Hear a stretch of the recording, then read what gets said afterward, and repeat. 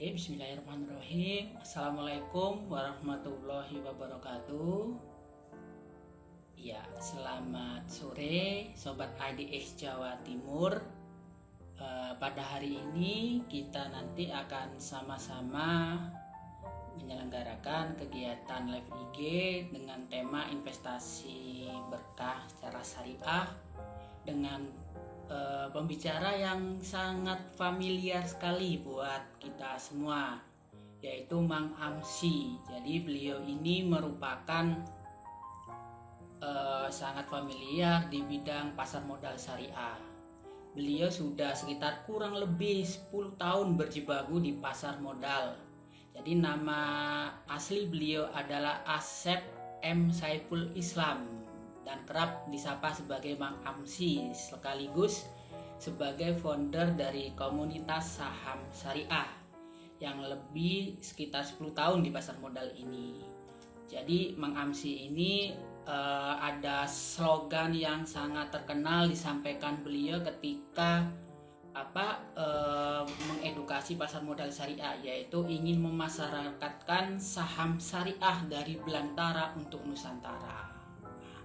Pada hari ini nanti Sobat IDX Jawa Timur bisa langsung diskusi dengan Mang Amsi terkait perkembangan pasar modal syariah, investasi syariah, saham syariah yang menarik, dan bagaimana sih kita bisa sukses di saham syariah. Jadi jarang-jarang nih kita investasi tidak hanya mendapatkan keuntungan saja, tapi juga mendapatkan sisi keberkahan tersebut. Ya, oke, langsung saja kita masih menunggu sambungan dari Mang Amsi. Semoga aja beliau ya, oke.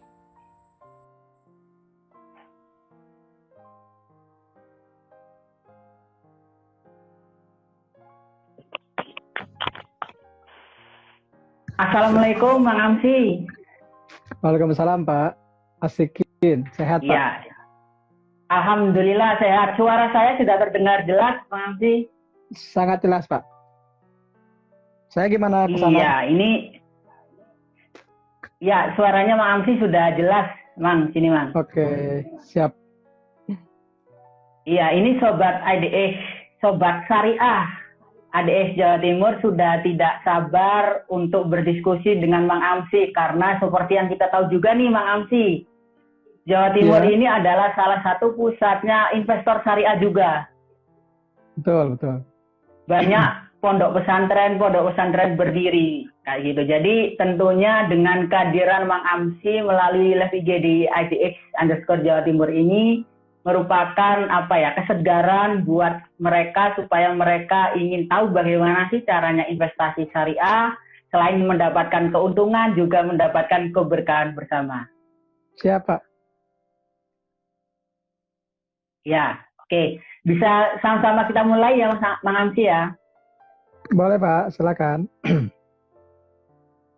Ya, oke Sobat IDX Jawa Timur, Mang Amsi merupakan nama yang tidak asing lagi bagi perkembangan pasar modal syariah. Jadi beliau dengan komunitasnya saham syariah lebih dari 10 tahun mengenalkan pasar modal syariah terutama. Slogan yang sering disampaikan di kelas, di seminar, di edukasi adalah ingin memasyarakatkan saham syariah dari belantara untuk Nusantara. Semoga ini nanti bisa benar-benar bisa terrealisasi, sehingga dakwah atau perkembangan pasar modal syariah ini bisa semakin berkembang dan semakin maju.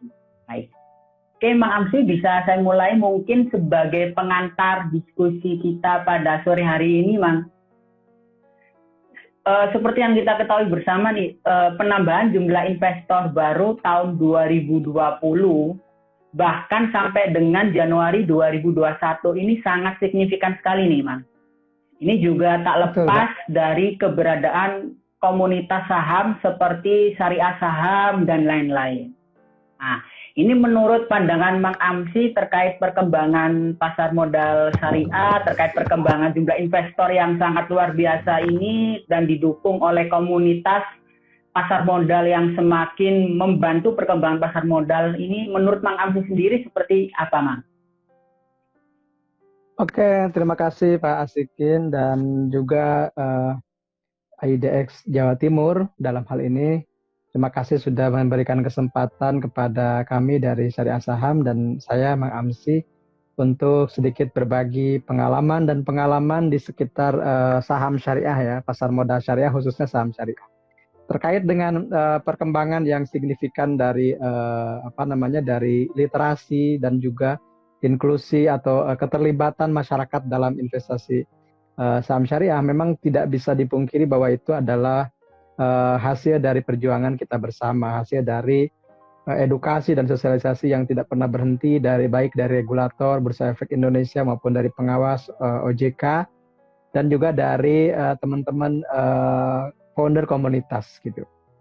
Karena founder komunitas ini yang lebih duluan ada ketimbang influencer atau endorser saham. Seperti itu ya. Mungkin karena kita sebagai founder komunitas merasakan betul bagaimana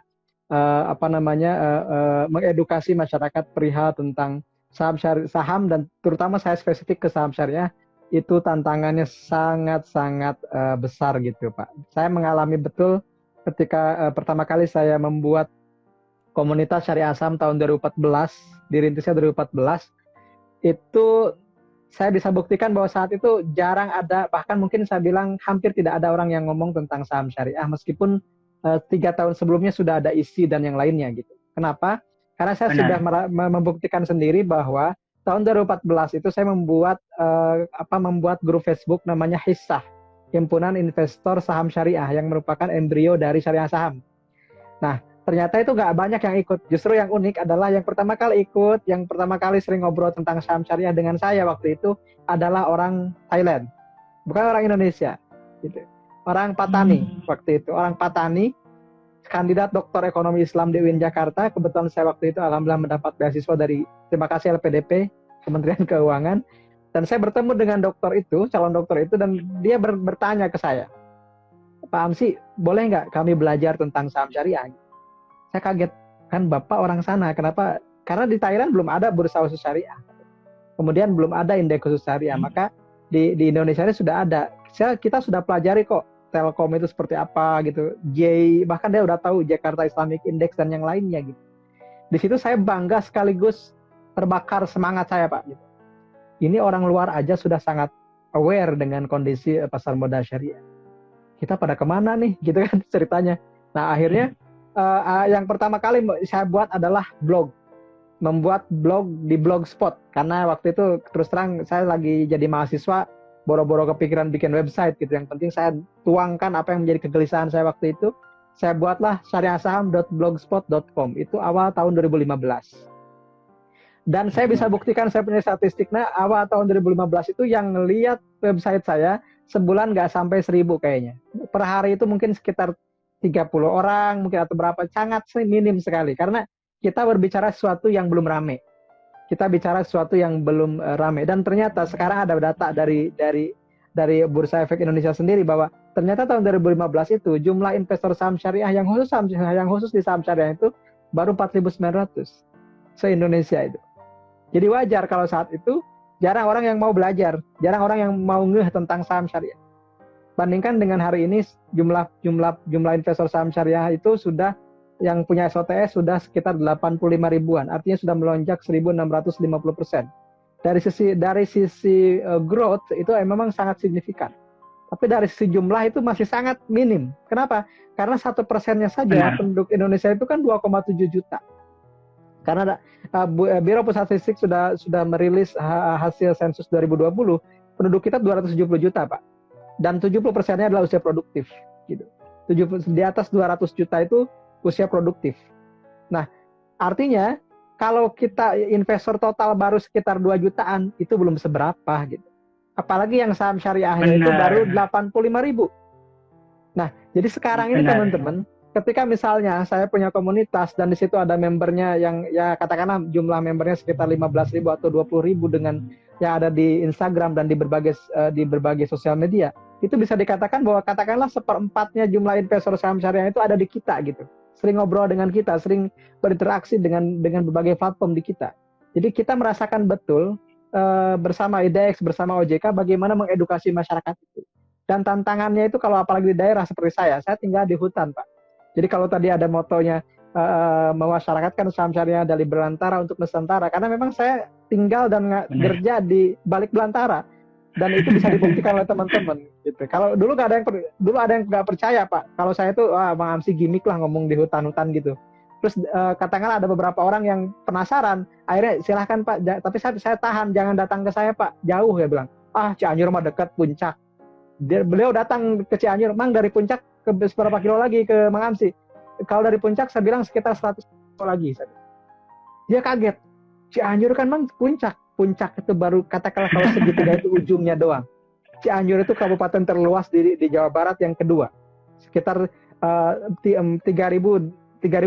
km persegi kalau tidak salah. 6 kali kota Jakarta. Jadi kalau bicara Cianjur ya bicaranya sampai selatan. Saya pun ke pantai itu masih ada 32 km dan itu masih luas sekali.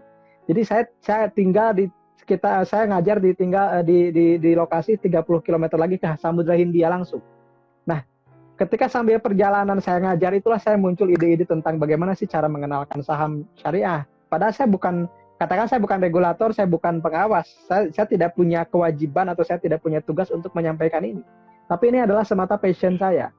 Gitu. Saya mulai belajar saham dari tahun 2007 dan kena di 2008. Saya ingin berbagi supaya teman-teman survive benar di pasar modal gitu. Bukan hanya sekedar numpang lewat gitu. Numpang lewat kemudian langsung menyalahkan saham sebagai judi dan bursa sebagai kasino dan big fund sebagai bandar. Cukup seperti itu saja. Saya kira tidak. Kalau saya seperti itu berarti selama ini saya berjudi dong. Padahal saya hanya melakukan jual beli dan saya investasi di saham. Jadi saya selalu menekankan ini. Saya berinvestasi, saya berbisnis dan saya berdagang saham itu karena saya tahu alasannya, saya tahu hukumnya, dan saya bisa mendapatkan keuntungan dari situ. Yang keuntungannya kita limpahkan lagi ke hal lain, gitu Pak. Iya, luar biasa sekali Sobat ADX Jawa Timur. Jadi perjuangan Mang Amsi untuk sampai sekarang ada komunitas syariah saham ini bukanlah perjuangan yang hanya sehari semalam, mungkin 7 malam, 1001 malam mungkin, perjuangan yang sangat luar biasa, tetapi tentunya ikhtiar yang tiada henti ini alhamdulillah menghasilkan, dan semoga ke depan perkembangan pasar modal syariah, kemudian komunitas-komunitas seperti syariah saham dan lain sebagainya, ini semakin menjamur dan tentunya semakin banyak orang Indonesia yang berinvestasi di pasar modal syariah. Luar biasa sekali Mang Amsi. Amin, amin. Ini ada yang menarik nih Mang Amsi. Apa sih yang membuat Mang Amsi tertarik untuk berinvestasi di pasar modal syariah dibandingkan dengan instrumen investasi yang lain? Kan banyak instrumen investasi yang lain. Kenapa Mang Amsi tertarik untuk berinvestasi di pasar modal syariah, Mang? Oke, pertanyaan menarik Pak, dan sering ditanyakan ke saya, kenapa sih Mang Amsi ngomongin saham terus gitu. Saya bilang, ya itu mungkin karena sudah jodoh aja. Itu satu ya. Yang kedua, karena mungkin profil risiko saya memang kalau dalam investasi ya, profil risiko saya mungkin lebih ke risk taker ya, ketimbang risk averser ya, atau risk avoider apalah istilahnya gitu. Kenapa? Karena saya sering mengatakan ini juga, saya bisa dibuktikan lah, di kas saya itu jumlah instrumen investasi saham saya itu di atas 90% Pak. Dibanding obligasi, dibanding reksadana. Jadi kalau saya ngomongin saham itu bukan abal-abal gitu maksudnya, bukan sekedar gimmick atau bukan sekedar Mang Amsi pengen disebut investor aja gitu, beli saham. Ya maksudnya beli sahamnya seuprit aja biar disebut investor saham, enggak. Saya sudah merasakan hingar-bingarnya, kemudian jatuh bangunnya di saham 2008 pernah resesi, saya minus ekuitas atau modal itu pernah sampai di atas 80% dari modal begitu, dan akhirnya saya sempat juga keluar dari pasar karena saya pun pernah merasakan hal yang sama dengan para pemula sekarang atau the kolonial ya, yang masuk di zaman corona itu, yang mengatakan wah pokoknya mah judi lah, nah gitu, karena kecewa nyangkut akhirnya menyalahkan instrumennya. Saya tidak ingin mengulangi hal itu. Kenapa? Karena bagi saya kesalahan itu saya buat sendiri gitu. Bukan salah sahamnya, bukan salah bursanya, bukan salah siapapun. Karena kita tidak menggunakan sabuk pengaman aja, safety belt-nya kita tidak punya. Karena setelah saya menyadari harus adanya safety belt dan risiko itu kita yang tanggung sendiri, saya nggak bisa menyalahkan siapapun lagi. Yang saya salahkan jari saya nggak bisa menyalahkan yang lain. Kemudian kenapa saya lebih suka dengan saham? Karena tadi Pak Asikin, saya pernah rugi yang hampir menghabiskan modal saya, dan saya masih bisa hidup. saya masih bisa bertahan gitu. Apalagi sekarang saya sudah punya strategi supaya tidak rugi sebanyak itu. Seharusnya saya lebih enjoy di sini dan saya ambil udah menikmati itu. Salah satu bukti enjoy saya di pasar modal adalah saya sudah jarang lihat running trade gitu. Jadi running trade itu bukan sesuatu yang harus dilihat tiap hari. Online trading itu bukan sesuatu yang harus dibuka setiap hari.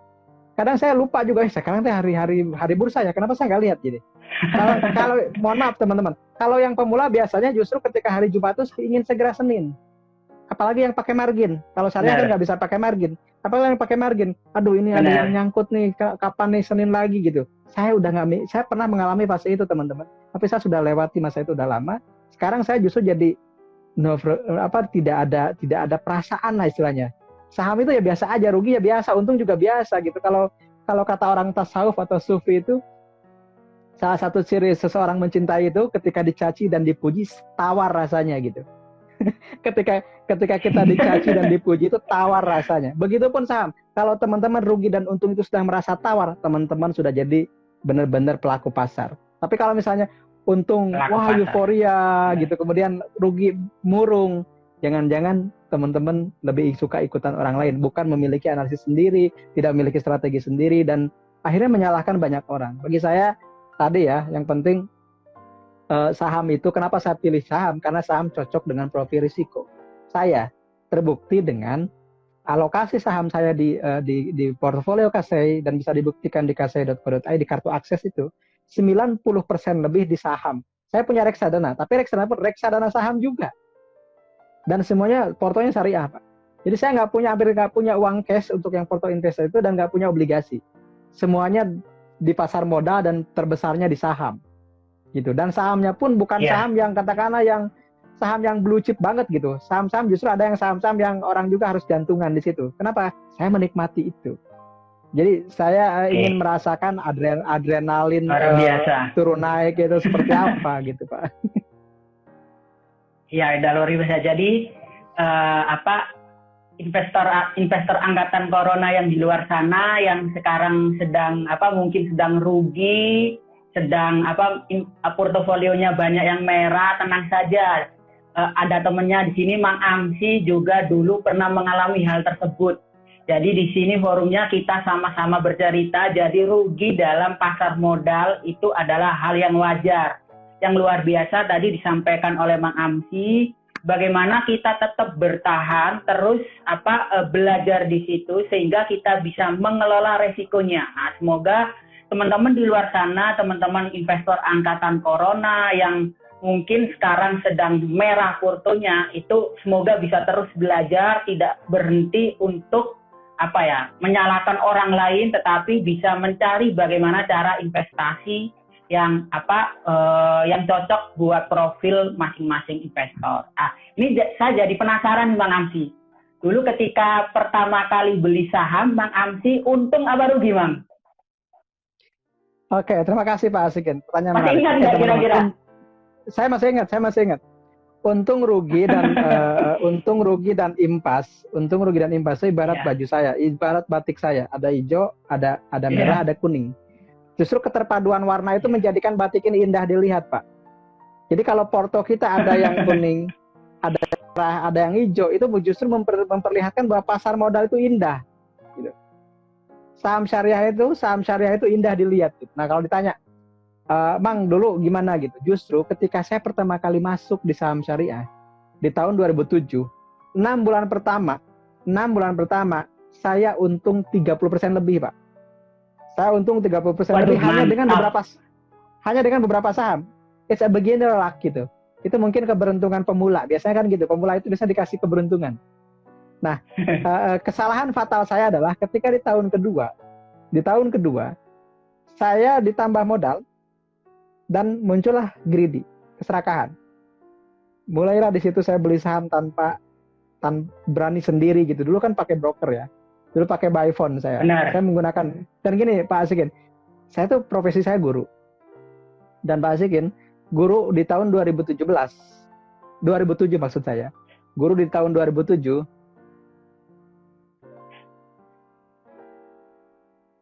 Halo, Mang Amsi? Masih bersama kami, Mang? Iya, oke. Jadi guru tahun 2007 itu saya kan diangkat 2006, 2005, 2007 itu gaji guru golongan 3 waktu itu sekitar 1 jutaan dan bersihnya mungkin sekitar 600.000 lah Pak, 600.000. Sementara modal awal buka saham waktu itu 50 juta. 50 juta.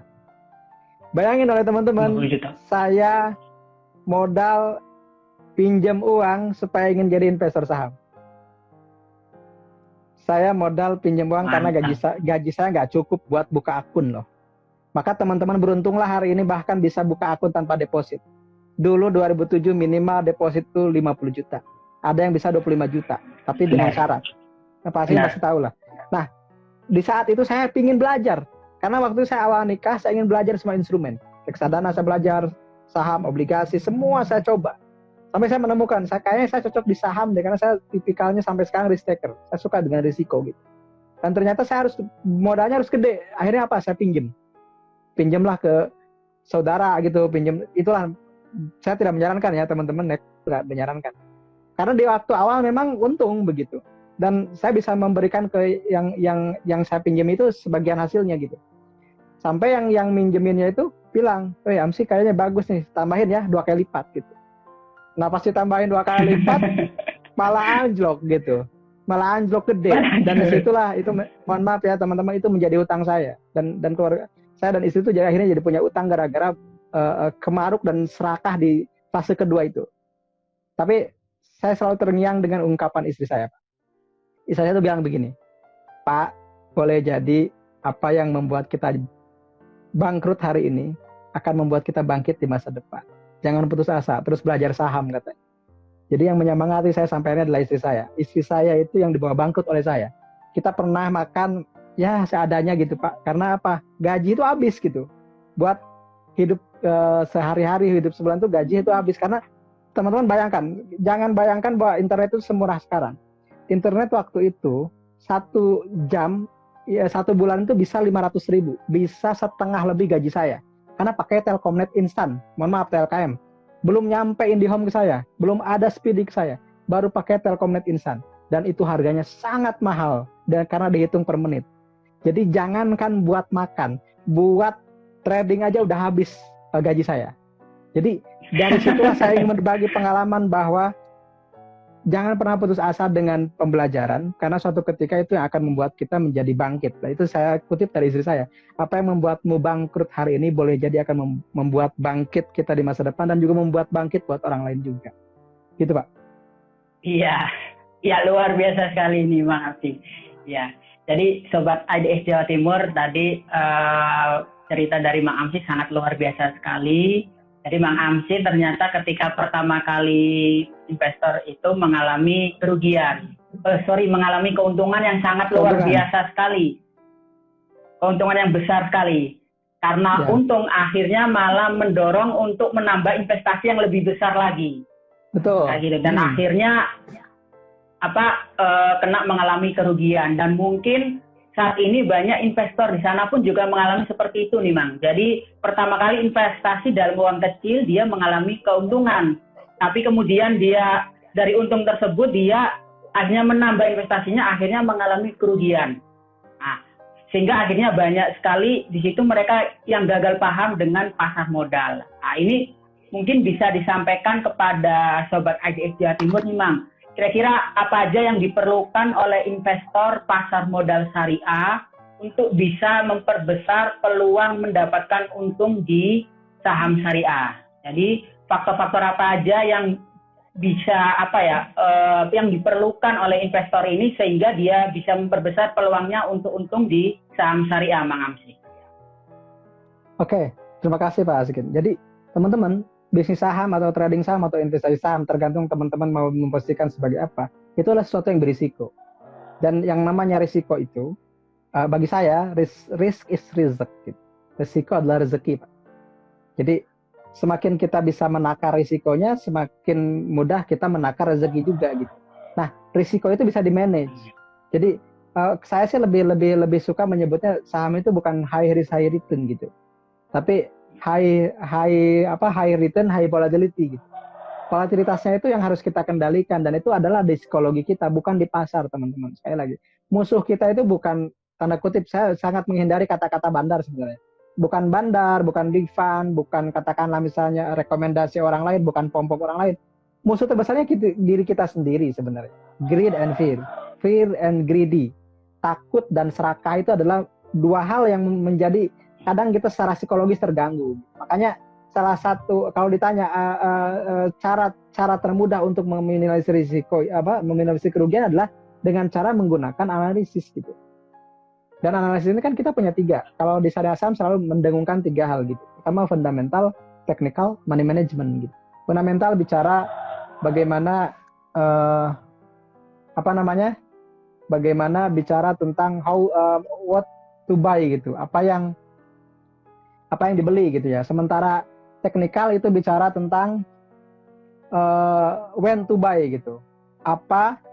Kapan dibeli, kapan melakukan timing yang pas untuk dibeli. Kemudian yang paling penting dari keduanya, karena fundamental teknikal ini sering berkelahi gitu. Yang orang fanatik dengan fundamental, buat apa teknikal itu buntut ekor sapi katanya, hanya mencerminkan pergerakan yang sesaat aja. Dan kemudian yang teknikal, buat apa fundamental itu masa lalu dan nggak bisa proyeksi masa depan juga subjektif. Dua-duanya punya bias dan dua-duanya punya subjektivitas. Tapi yang bisa menyelamatkan kita dari kerugian yang lebih besar adalah money management, dan money management itu kuncinya di kita. Kenapa? Karena yang mengukur size atau ukuran kerugian itu kita sendiri. Saya dengan Pak Asikin mau beli saham yang sama, katakanlah saham ABCD. Tapi Pak Asikin tipikalnya trend follow, sementara saya buy on support misalnya. Itu akan berbeda money managementnya.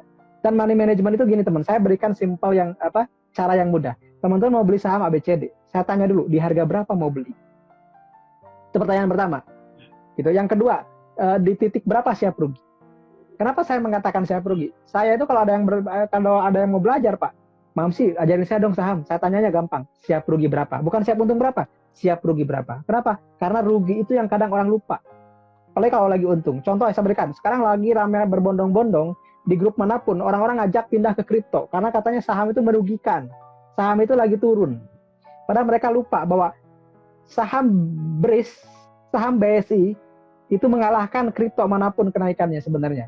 Tapi kan karena sekarang udah masanya lewat, orang udah mulai lupa, cari yang lain. Ya itulah biasa gitu.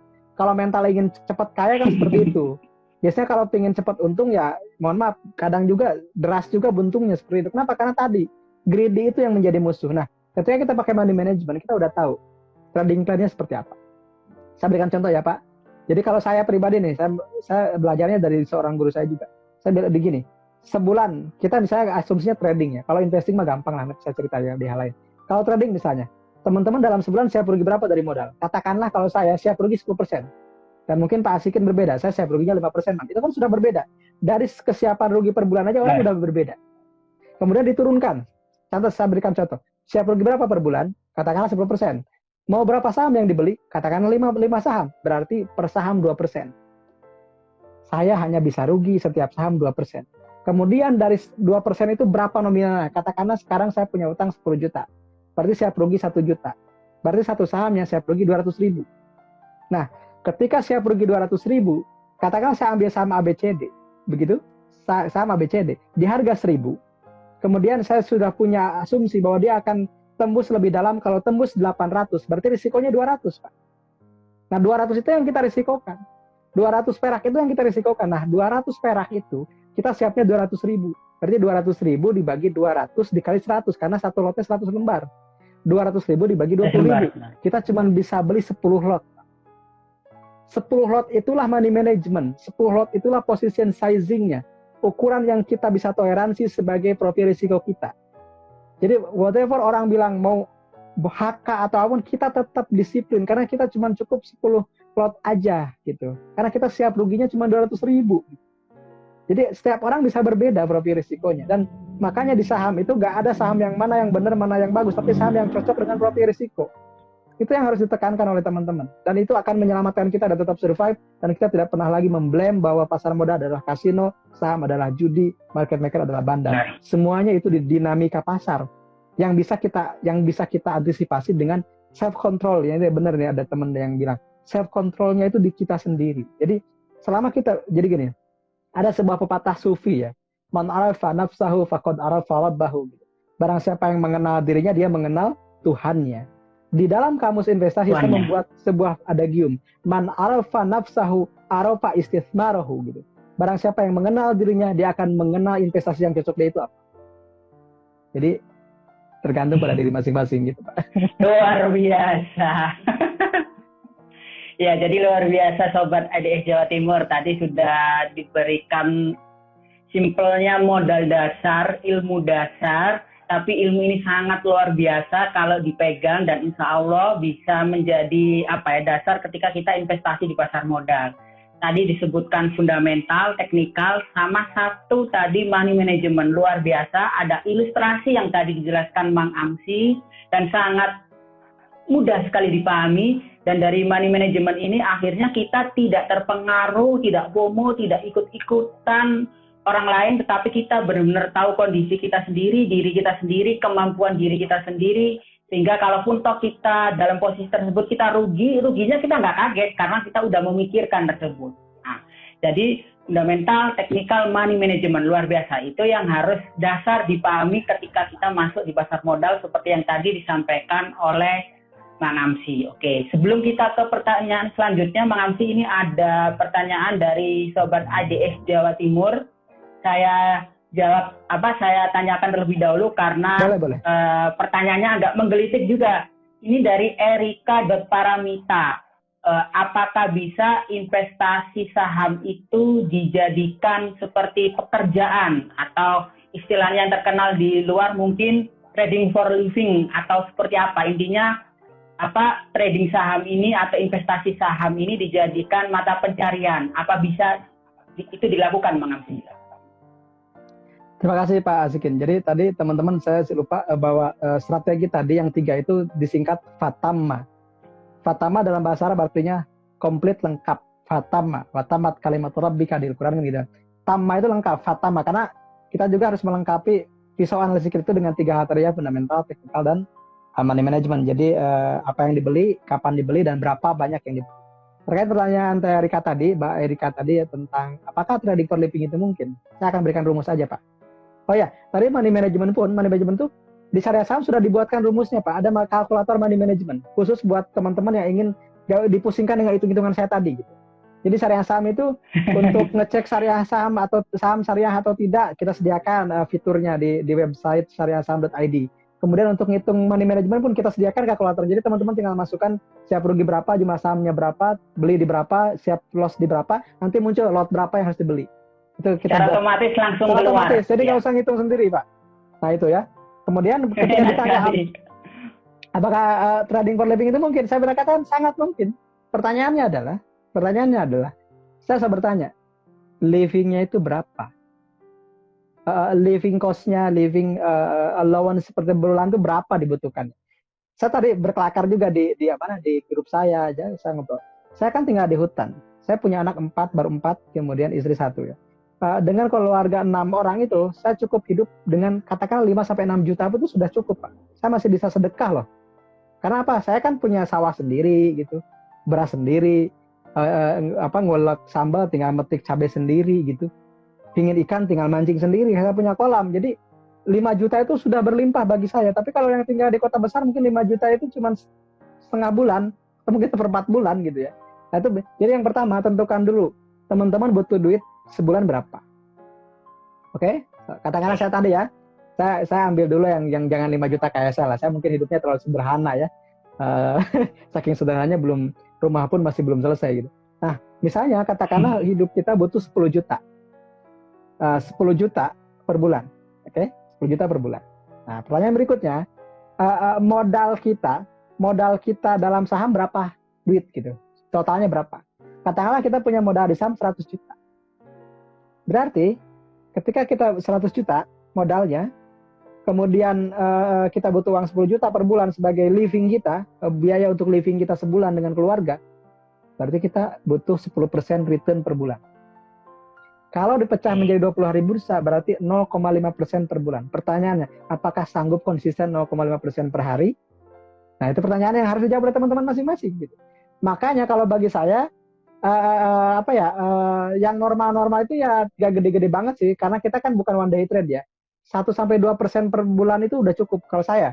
1-2% saja per bulan itu sudah cukup. Nah berarti kalau 2%-nya 10 juta, berapa modal yang harus ditanamkan supaya 2%-nya dapat 10 juta? Berarti kan sekitar berapa? 2%-nya adalah 10 juta. Berarti dikali 50. Berarti 500 juta, Pak. Jadi modal saham kita 500 juta. Nah, kalau sudah punya uang 500 juta, kita boleh trading for living. Kenapa? Karena kita sudah siap dengan menghasilkan 2% per bulan. Kita pakai asumsi konservatif aja lah, 2% per bulan, rata-rata gitu. Kalau lebih misalnya 5%, 6%, itu kita simpan di lumbung virtual gitu. Di lumbung tabungan. Jadi misalnya kita dapat nih 6% per bulan ini, berarti tetap diambilnya cuma 2%. Yang 4% itu persiapan, siapa tahu di bulan tertentu kita minus, tidak plus. Nah, kalau manajemen itunya sudah benar, sudah terbiasa dan sudah terlatih setiap bulan, saya kira trading for living itu menjanjikan. Selama tadi gitu, modalnya lumayan cukup. Tapi kalau misalnya modalnya, mohon maaf teman-teman, modalnya baru 10 juta, kemudian ingin trading for living, saya kira akan capek. Kenapa? Bayangkan 10 juta modalnya ingin dapat 10 juta. Berarti kan 100% per bulan, Pak. 100% per bulan berarti harus 5% per hari. Bayangkan bisa return 5% per hari. Sekarang zaman corona gitu. Orang bisa cepat dapat untung di saham. Coba kalau nanti sudah normal, semua orang sudah pada kerja lagi, saya yakin pasar modal mulai sepi gitu. Sekarang kan nggak ada kerjaan, kebanyakan di rumah. Gelontoran likuiditas itu karena orang banyak tinggal di rumah, bahkan asing pun banyak yang nganggur. Akhirnya kan masuk ke pasar modal, pasar cryptocurrency, pasar uang gitu, Pak. Nah, coba nanti kalau normal lagi. Orang pada menarik uangnya gitu, 5% per hari itu susah. Saya yakin susah. Nah, jadi kita boleh trading for living, tapi modalnya dan asumsi returnnya realistis. Jangan bombastis atau fantastis, akhirnya jadi imajiner gitu. Akhirnya trading for living nyalahin lagi, wah saham itu judi, kasino, dan seterusnya. Jadi kalau bagi saya affordable, bisa dilakukan ketika modalnya sudah cukup. Gitu. Saya akan lebih leluasa, dan itu sudah kita lakukan trading for living itu setelah melewati hal-hal yang wajib. Contoh, gak punya utang ke bank. Itu satu, gak punya utang negatif gitu. Kalau utang produktif nggak masalah, punya properti itu masalah. Nah, tapi kalau punya utang konsumtif, beresin dulu utangnya. Apalagi jangan sampai beli saham pakai utang. Kenapa? Karena kalau beli saham pakai utang, kita sedikit gambling menurut saya. Kenapa? Karena kita harus membayar utang yang fix. Setiap bulan harus dibayar bunganya berapa misalnya, cicilannya berapa, oleh sesuatu yang tidak fix, fluktuatif. Itu bahaya, Pak. Saya yakin bahaya. Seperti itu. Jadi intinya, bagi saya, pertama, sudah nggak punya utang ke bank. Kedua, sudah punya dana darurat minimal 1 tahun ke depan. Dana darurat adalah living atau kebutuhan hidup kita, living cost kita dikali 12. Kalau yang sudah berkeluarga 12, kalau yang belum berkeluarga 6 kali. Katakanlah seperti itu. Misalnya kalau kita dengan modal hidup 10 juta per bulan, berarti kita harus punya uang 120 juta. Itu nggak boleh diganggu, karena itu emergency fund. Itu istilahnya dana darurat. Jadi kalau sudah punya punya tabungan, sudah tidak punya utang ke bank, kemudian punya tabungan darurat, terakhir punya asuransi, proteksi. Artinya kita sudah tiap bulan itu ada cicilan proteksi kita. Jadi mohon maaf, siapa tahu kita meninggal sebelum waktunya, kita bisa mengcover keluarga kita. Gak meninggalkan mereka dalam ketidakjelasan ekonomi, finansial gitu. Jangan sampai terjadi lah, mohon maaf teman-teman, banyak terjadi orang yang terlalu asik dengan pasar modal, akhirnya dia lupa, kemudian dia frustasi ketika kalah, ketika banyak rugi, dia bunuh diri gitu. Nah setelah bunuh diri kan anak-anaknya nggak dijamin. Benar. Nah itu sering terjadi, bukan sekali 2 kali. Saya pernah mengalami dalam 1 dekade ini sudah banyak kejadian kok. Dan mohon maaf, itu bukan trader kecil, itu trader besar. Bahkan ada yang jadi manajer di satu perusahaan besar begitu. Ya tadi lah. Maka bagi saya penting, apalagi saya misalnya investor saham syariah, tidak cukup hanya belajar tentang transaksi, tapi kita juga belajar tentang takdir dan keyakinan gitu Pak. Seperti itu. Iya. Ya, jadi Sobat IDX Jawa Timur, tadi Erika.Paramita yang bertanya, jadi untuk trading for living atau kita buat transaksi jual beli saham sebagai mata pencarian, apakah memungkinkan? Memungkinkan sekali. Cuman memang ada beberapa pertimbangan yang harus benar-benar dipenuhi, dan ini tidak mudah untuk dilakukan, tapi bisa dilaksanakan. Gitu. Ya. Betul. Dan tentunya untuk bisa mencapai ke arah sana juga butuh skill yang sangat luar biasa. Karena kalau seumpama kita harus ditarget keuntungan berapa, kalau kita nggak siap secara psikologis juga, maka secara psikologis kita terganggu. Kalau psikologis trading kita terganggu, tentunya performa trading kita, performa investasi kita tentunya juga akan berdampak sekali. Ya, luar biasa sekali jawaban dari Mang Amsi tadi. Semoga bisa menginspirasi buat kita semua. Oke, Mang Amsi, kita lanjut, ada pertanyaan selanjutnya. Ini Mang Amsi tentunya sudah sangat lama sekali menjadi investor di pasar modal syariah Indonesia.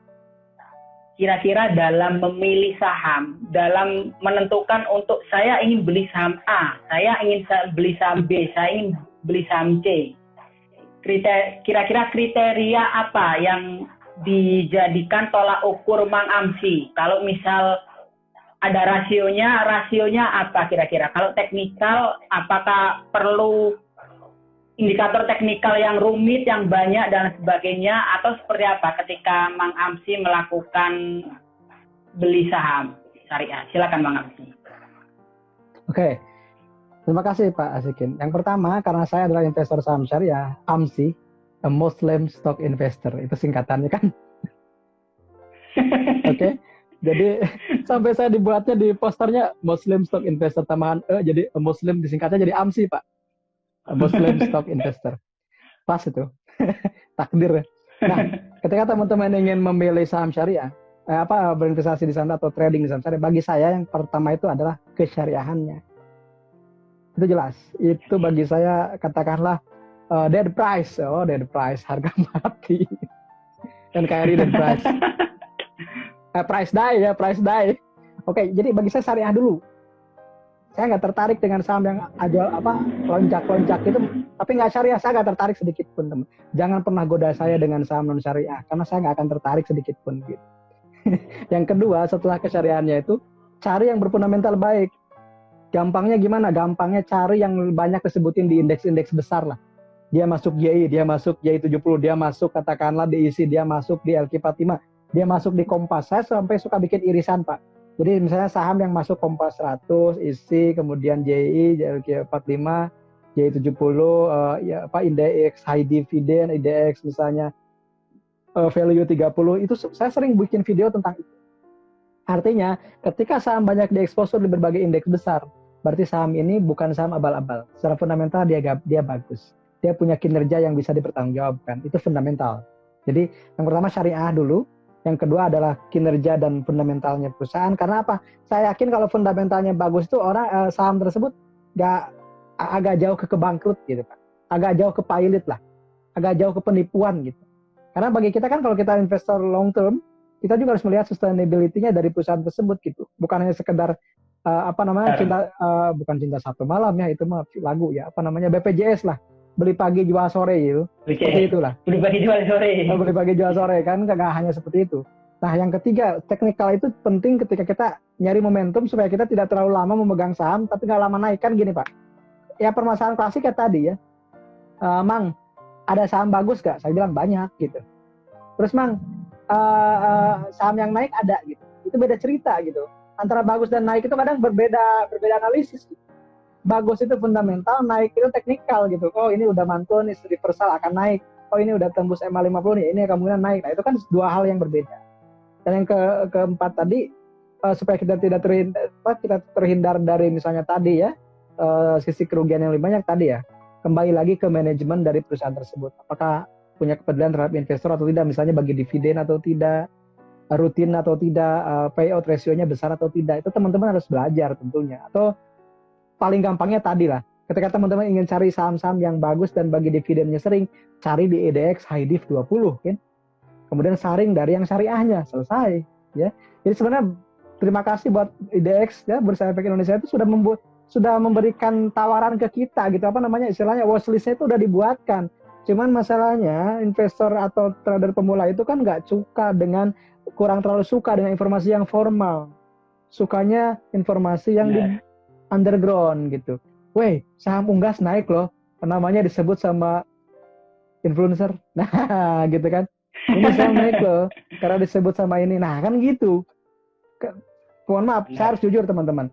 Dari pagi, dari tadi, dari berapa hari, saya itu kan bukan ngurusin saham aja ya. Saya alhamdulillah punya pengajian, saya juga ngajar di sekolah, saya juga diminta oleh teman-teman jadi apa gitu. Banyak hal yang saya lakukan. Saya banyak yang japri, bang saham, punten, mohon maaf, saya sebut aja sahamnya. Saham WMU bagus gak fundamentalnya? Saham ini bagus gak fundamentalnya? Saya bilang, ini kayaknya orang teman-teman yang lagi nyangkut karena telat jual deh gitu. Padahal bagi saya kan tadi fundamental itu langkah kedua setelah syariah. Jadi kalau saya harus mengatakan fundamental, saya harus cerita bahwa saham ini kurang bagus. Dan saya sering ulas di video saya. Saya mengulas video, mengulas saham itu saya nggak ada beban karena saya nggak punya barangnya juga, Pak.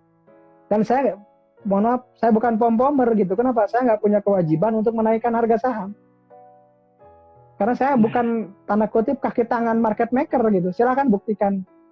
Ada nggak bukti jejak digital saya jadi kaki tangan seseorang supaya menaikkan saham? Enggak, Pak. Gitu. Bahkan saya ditawarin pun saya tolak gitu. Kenapa? Bagi saya edukasi itu lebih bermanfaat ketimbang naikin saham. Capek, Pak. Seperti itu. Jadi teman-teman, yang paling penting adalah IDX itu sudah memberikan informasi yang saya ya dibanding dengerin rekomendasi dari teman-teman, saya tuh tiap hari Pak lihat Bursa Efek, lihat website IDX. Karena saya tukang entry laporan keuangan. Jadi saya itu mengentry 723 emiten itu saya entry sendiri, Pak. Maka saya tahu siapa emiten yang telat. Saya tahu misalnya emiten yang pakai dolar itu siapa aja. Emiten yang jutaan rupiah penyajiannya, ada yang jutaan rupiah, ada yang miliar rupiah, ada yang rupiah penuh, ada yang USD dolar, ada yang USD ribuan. Saya tahu satu persatu. Saya konversi yang dolar itu jadi rupiah, Pak. Jadi di rekapan laporan keuangan saya semuanya sudah rupiah. Seperti itu. Dan itu saya lakukan sejak 2014. Demi saham syariah itu saya lakukan seperti itu. Dan saya bisa mengatakan saham bagus atau tidak tinggal buka Excel-nya, saya tahu. Oh ini lagi jelek nih, net profit margin-nya lagi jelek, return on equity-nya rendah, debt to equity-nya meningkat. Saya bisa jelasin itu dengan angka-angka yang ada. Gitu. Jadi bukan abal-abal ketika menjelaskan saham itu. Tapi kan teman-teman kebanyakannya kalau sudah nyangkut baru nanya, Mang fundamentalnya bagus gak? Saya gak beli itu karena gak bagus. Terus saya balik, kenapa dibeli? Pertama, kenapa konsul ke saya padahal sahamnya bukan syariah loh, gitu kan? Yang kedua, kenapa dibeli? Ya akhirnya kan jujur, ya karena saya ikut teman Mang, saya ikut orang ini Mang. Nah, apakah orang tersebut bertanggung jawab terhadap pemilihan saham kita? Kan tidak. Kita yang harus bertanggung jawab terhadap pemilihan kita sendiri. Setiap pilihan dan saham ada konsekuensinya. Dan kita tidak bisa mengajak orang lain untuk menanggung konsekuensi itu. Itu Pak. Oke, ya luar biasa sekali, Bang Amsi. Ya, kalau Sobat IDX Jawa Timur bertanya, kira-kira saat ini ada bocoran sektor saham atau saham apa yang dilihat atau dipegang sama Mang Amsi atau sedang diincar sama Mang Amsi? Mungkin ada sedikit bocoran, mungkin Mang Amsi. Oke. Teman-teman, kalau teman-teman ingin lihat porto saya sering share di Instagram kok. Saya mau jujur-jujuran. Yang saya beli ya saya liatin, kecuali yang akun trading gitu ya. Karena akun trading itu kan teman-teman akan kaget lihat saham-sahamnya, jadi saya share aja. Tapi kalau yang buat invest itu saya liatin, dan sahamnya itu aja, PTBA, SIDO, UNVR, WG, WSBP. Kemudian saya juga punya Demas seperti itu. Yang kata orang, Mang sahamnya lambat, gak kayak ANTM, gak kayak BRIS, gak kayak WMUU, gak kayak bank, gak kayak apalagi lah gitu. Karena bagi saya bukan harus cepat kaya teman-teman, tapi harus selalu kaya setiap saat gitu. Amin. Ciri selalu kaya setiap saat itu kalau ada orang yang butuh bantuan, kita bantu. Kenapa? Karena kita unlimited. Benar. Tidak terikat lagi dengan untung rugi gitu, tapi kita udah mikirnya keberkahan. Dan bagi saya saham syariah itu bukan tujuan, tapi hanya sebagai sarana untuk mewujudkan tujuan saya yang lebih mulia begitu. Jadi tidak baper dengan saham. Iya, ya, Mang Amsi, luar biasa, kita tidak terasa sudah berada di ujung diskusi kita pada sore hari ini, dan betul. Saya yakin Sobat ADX Jawa Timur mendapatkan banyak sekali insight, banyak sekali manfaat, sehingga nanti ketika terjun atau investasi lagi di pasar modal benar-benar mendapatkan dasar, dan tentunya harapannya sama-sama nanti kita bisa untung, cuan, dan berkah bersama. Mang Amsi mungkin bisa disampaikan kepada Sobat IDX Jawa Timur kayak advice atau saran kepada Sobat IDX Jawa Timur untuk berinvestasi di pasar modal syariah, karena banyak sekali di luar sana akun medsos itu memberikan saran-saran yang belum tentu mereka juga lama di situ. Mereka hanya numpang saja. Dengan saat ini pasar modal yang semakin berkembang, kita membutuhkan saran seperti Mang Amsi yang sudah lama, yang sudah pernah rugi banyak, yang sudah pernah untung banyak, sehingga tentunya pengalamannya sangat luar biasa sekali. Mungkin ada saran untuk Sobat Syariah IDX Jawa Timur, Mang Amsi. Makasih Pak Asikin, IDX Jawa Timur. Jadi tadi juga ada yang nanya, Mang gimana dong sukses dalam trading, sukses dalam investing saham? Saya bilang sukses dalam trading dan investing adalah sukses itu sendiri. Dan sukses yang dimaksud adalah suka dengan proses, sukai prosesnya. Sukses itu singkatan dari sukai proses. Proses belajarnya, proses menganalisisnya, proses menjurnalisasi, misalnya dari kalau kita beli ini ternyata untungnya sekian, rugi sekian. Pengalaman-pengalaman itu yang akan membuat kita survive dan matang di pasar modal. Jangan sampai kita baru setahun 2 tahun sudah kalah di pasar modal karena emosi kita. Jadi yang bisa membuat saya sampai hari ini tetap bertahan di pasar modal bukan karena untung dan ruginya di saham, tapi karena kita tetap melihat bahwa saham ini sebagai sebuah dinamika yang hanya sebagai sarana untuk mencapai tujuan kita yang lebih mulia, yaitu keberkahan. Maka selalu ingat bahwa saham syariah hanyalah sebuah sarana untuk mencapai tujuan yang lebih mulia. Karena itu teruslah belajar dan tak pernah berhenti untuk berproses meningkatkan kualitas dan analisis kita. Jangan terhenti dan puas hanya dengan cuan, tapi juga setelah itu kita harus belajar bagaimana cuan tersebut bisa memberikan dan menebar kebermanfaatan buat banyak orang. Itu mungkin Pak. Ya, luar biasa sekali nih dari Mang Amsi untuk Sobat IDX Jawa Timur. Jadi bagaimana kita bisa sukses di pasar modal? Sukses itu sendiri adalah bagaimana kita menyukai prosesnya. Jadi kalau sama merugi, kita terus belajar kenapa rugi, kemudian kita cari cara yang paling bagus. Kemudian tentunya adalah ketika kita bisa untung, harapannya kita untungnya tidak menikmati sendiri. Kita bagaimanapun juga dengan keuntungan itu, kita berbagi dengan bersama, kita membagi cara keuntungan kita, sehingga nanti apa yang kita rasakan bisa menjadi berkah untuk semua.